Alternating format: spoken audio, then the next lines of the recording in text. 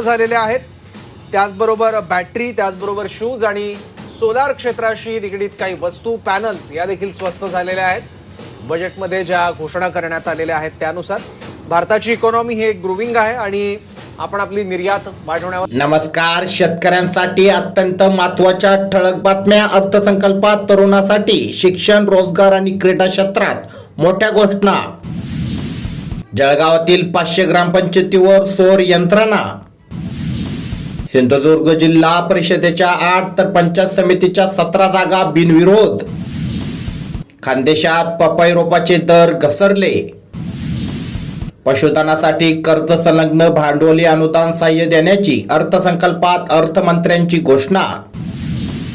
केंद्रीय अर्थसंकल्पात मोठी घोषणा, देशात 7 हाय स्पीड रेल्वे कॉरिडॉर उभारणार अर्थमंत्री निर्मला सीतारामन।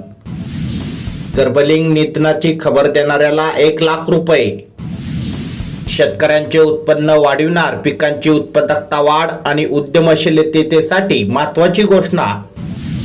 नाफेडच्या केंद्रावरच होणार तुरीची खरेदी। सरकारने 8,000 रुपये क्विंटलच्या भावाने तुरीची खरेदी करण्याचा घेतला आहे निर्णय।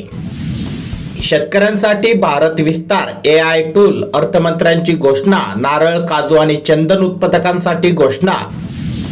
कापूस उद्योगासाठी मोठी घोषणा। वस्त्र उद्योगासाठी सर्वसमावेशक 5 कलमी कार्यक्रम जाहीर। पुढील 5 वर्षात 20 राष्ट्रीय जलमार्ग सुरू करणार अर्थमंत्र्यांची घोषणा। देशात रब्बी पीक क्षेत्रात 18 लाख हेक्टरने वाढ। खानदेशात गारपिटीमुळे कोट्यवधीची पीक हानी, शेतकरी संकटात। सोयाबीन बाजारात अचानक तेजीची हवा, भाव पोहोचले 5,500 रुपयापर्यंत।